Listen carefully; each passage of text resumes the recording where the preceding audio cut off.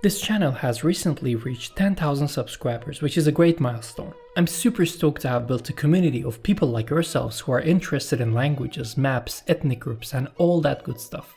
As the channel grows, I'm planning to make it a tradition to create Q&A videos to celebrate certain milestones and converse with you even more. Alright, let's begin with the first question. What inspired you to make YouTube videos, and what inspired your love for history and culture? I've always had a passion for these topics. Languages, cultures, ethnic groups, and maps have always seemed super interesting to me. I've also loved spending time on YouTube watching videos. But at some point during the pandemic, the idea just came to me. Why not start my own channel and make the kind of content I really enjoy watching myself? As a Turkish speaker, which Turkic language do you understand better? Greetings to Brazil. This might vary depending on who you ask in Turkey, but personally, as a Turkish speaker, I find Gagos to be the easiest Turkic language to understand. Yes, Azerbaijani is also quite similar, but sometimes depending on who's speaking, I might miss a bit of context. Gagos, however, is truly mutually intelligible. When I hear it, it almost feels like someone is speaking Turkish with a different accent. Do you know any other languages besides Turkish and English? Yes, I took Russian in college, so I speak it at an intermediate level. It definitely makes it much easier to read through Russian and Soviet censuses. That said, I'm pretty rusty since I haven't practiced in a long time.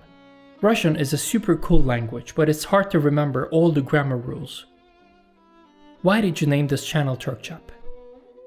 Good question. The short answer is I don't really know.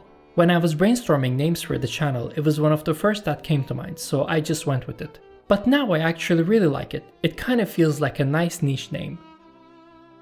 What is your favorite flag? Of course I like my country's flag the most, but if I were to exclude Turkey, some of my favorites are Georgia, Ireland, Nepal, Sweden, Albania, and Kenya. Köfte or kebab? I can live without köfte, but I can't live without kebab. Which programs do you use and how do you make the videos, and where did the inspiration come?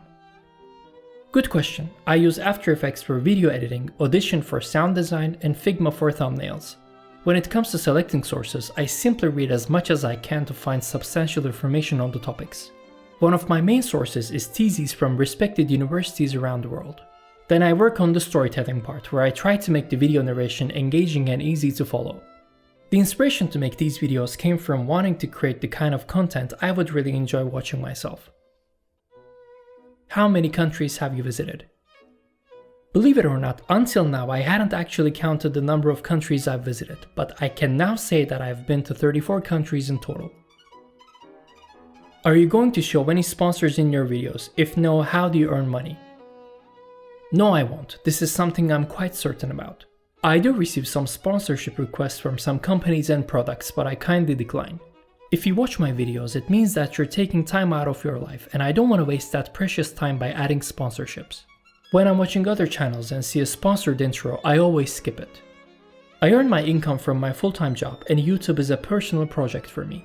If you'd like to support my work, you can do so through channel memberships, YouTube Super Thanks feature, or buy me a coffee. If you would live the rest of your life in a country outside of Turkey, what would it be? I have 3 countries in mind for this question: Japan, Poland, and Georgia. These countries fascinate me, and I would really love to spend a part of my life in one of them, or preferably all of them. Are you interested in making videos other than Turkey's demographics? Yes, definitely. I actually have many other videos on different topics such as the Koreans of the Soviet Union, Kartvelian languages, medieval Mongolian language in Afghanistan, and Kazakhstan's ethnic and linguistic diversity. I do love exploring Turkey's demographics and have many more videos on the way about that topic, but I also plan to cover a variety of other subjects as well. Should we go see a Galatasaray game? Great question. I'm not a big sports person, but I'm a fan of Galatasaray. Although I haven't been to a game in a long time, I kinda miss the atmosphere, so why not? Which culture are you the most fascinated about, and why? In general, I'm very fascinated by North American cultures because they feel so unique. Unfortunately, these cultures and peoples have gone through a lot. Seeing the current state of North American cultures feels saddening. Can you summarize the topic and development direction of your channel from the beginning and now? What sources do you search for content and information?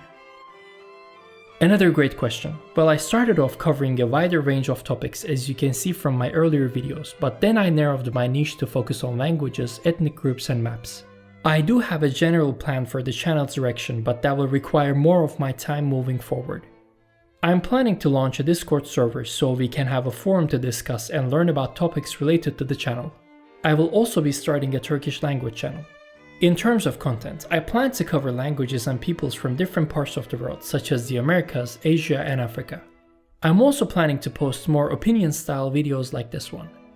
As for sources, I use literally anything I can find. Articles, university libraries, books, and theses are among the sources I rely on the most.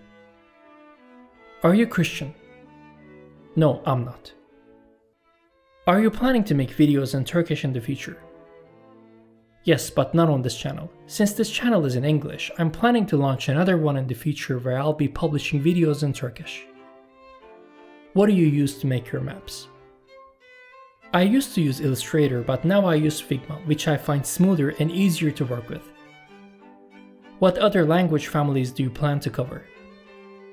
Great question, thanks for asking. I want to cover as many as possible. If I were to give a concrete answer right now, the ones currently on my list are Paleo-Siberian, Uralic, Caucasian, Semitic, Iranic, North American, Hellenic, and Romance.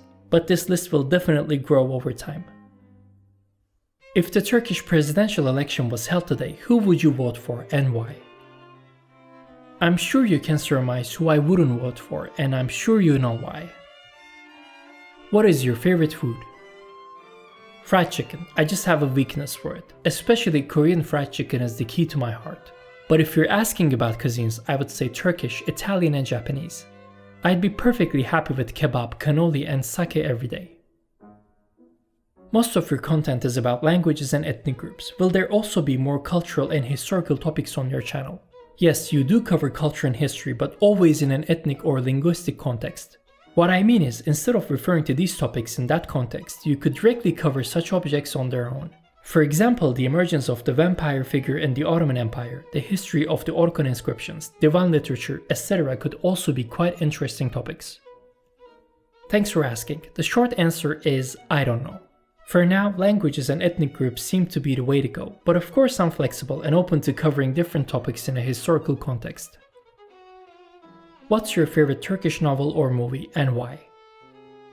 I can think of two books. Yaban by Yakup Kadri Karaosmanoğlu and Şu Çılgın Türkler by Turgut Özakman. My favorite movie is Gora. I'm not sure why, it's just the way it is.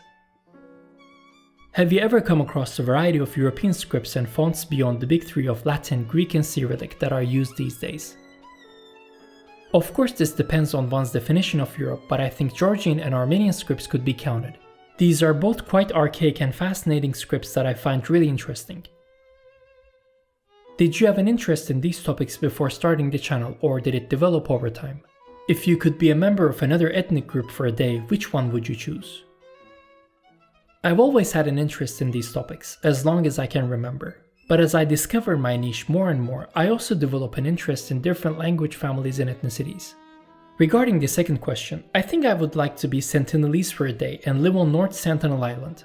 It will be fascinating to see how the Sentinelese live, speak, and view the outside world. Do you think that the linguistic minorities in Turkey will continue to speak the language in the following decades, or is state policy too strict? Well, I don't come from a linguistic minority, so I'm a bit hesitant to comment on this situation as I don't know it firsthand. But if I may offer my humble opinion, I think they will continue speaking their languages alongside Turkish. I've traveled to all regions in Turkey and met Kurds, Syriacs, Armenians, Laz, Greek and Zaza people, most of whom were comfortably able to speak their own languages. Yes, the lingua franca of the country is Turkish, and one must speak Turkish to navigate society. But people are also able to speak their own languages in public. I'm sure many would agree with me, but perhaps an equal number might disagree. This is just my personal opinion, and if you think differently, feel free to share your thoughts in the comments. When are you launching your Discord server?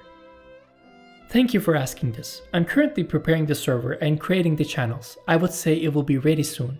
The only concern I have is time. Like some folks from the audience have mentioned, moderating a Discord server takes time and constant attention. I'm mentally preparing myself for that, but if anyone would like to volunteer to help once the server is open, please let me know. What is your opinion on Turkey situation? To be very honest, I don't really have a strong opinion on this. I use Turkey because the name was officially changed to Turkey in English. But in my daily life, if someone says Turkey, I don't really mind. Sometimes I even say Turkey myself out of habit. What's the linguistic minority that moved you the most after getting to know their history? I think the Koreans of the Soviet Union and the Mongols of Afghanistan were two minorities that moved me the most. They moved me so deeply that I made 2 videos about them, which I highly recommend. 2 questions. What makes you understand Turkic languages, and do you have a plan to learn more languages? Well, if you speak a Turkic language, it opens doors to 30 plus other languages.